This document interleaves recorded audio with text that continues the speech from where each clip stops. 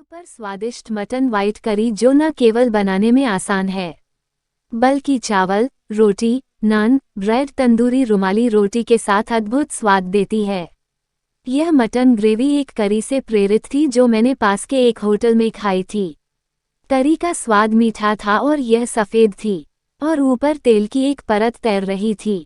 मुझे यकीन है कि वे मीठे स्वाद के लिए बहुत सारे प्याज का इस्तेमाल करते हैं, इसलिए मैंने कुछ सप्ताह पहले इसे घर पर बनाने की कोशिश की और यह स्वादिष्ट था। मटन को रसदार बनावट में पकाया गया था और मसाला बहुत स्वादिष्ट था।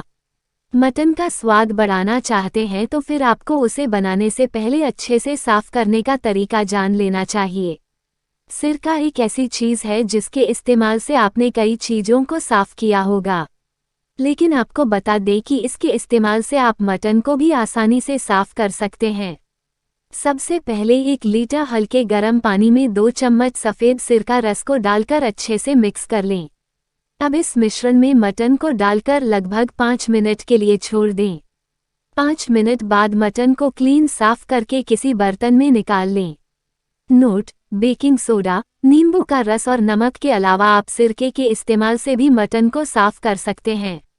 तैयारी करने की ज़रूरत है सफ़ेद ग्रेवी के लिए, तो यहाँ पर मैंने लिया है थोड़े से बादाम, काजू, 1 बड़ा चम्मच, 1 बड़ा चम्मच तरबूज के बीज और 1 कटोरी ताज़ा नारियल किसा हुआ।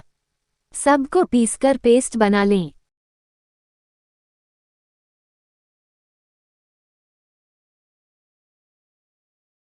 और पीसते समय में आधा कप दूध मिला लीजिए।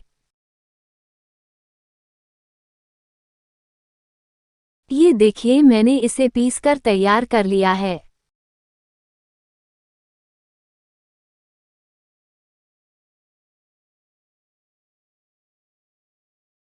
अब हम मटन को मैरिनेट करेंगे। मटन को मैंने साफ धो लिया था। इसमें डालेंगे 1 कप ताज़ा दही, लहसुन का पेस्ट 1 बड़ा चमचा, दक्खनी मिर्च का पाउडर 2 टीस्पून, अदरक पाउडर 1 टीस्पून, इसकी जगह पर ताजे अदरक का पेस्ट डाला जा सकता है।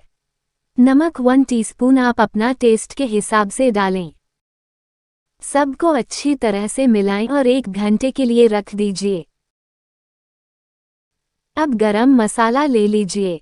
इसमें मैंने लिया है आधा टीस्पून काली मिर्च, 3 लौंग, 1 चक्र फूल मतलब स्टार एनिस, छोटा सा टुकड़ा दालचीनी, 1 बड़ी इलायची, 4 इलायची, 2 तेजपत्ता। यदि आपके पास सबसे अच्छा नरम मटन है तो आप मटन के साथ ग्रेवी भी पका सकते हैं, लेकिन अगर आपको संदेह है तो पहले मटन को अलग से पकाएं, क्योंकि गुणवत्ता के आधार पर इसमें लंबा समय या कुछ अतिरिक्त सीटियां लग सकती हैं।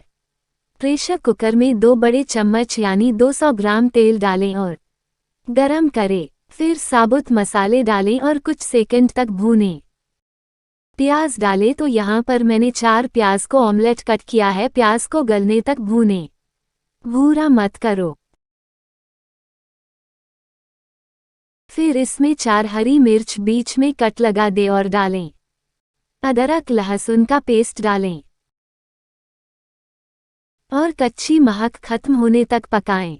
अब इसमें नमक डालें। नमक मसाले के हिसाब से डालें, क्योंकि गोश्त को मैरिनेट करते समय इसमें हमने नमक डाला है। मैरिनेट हुआ मटन डालें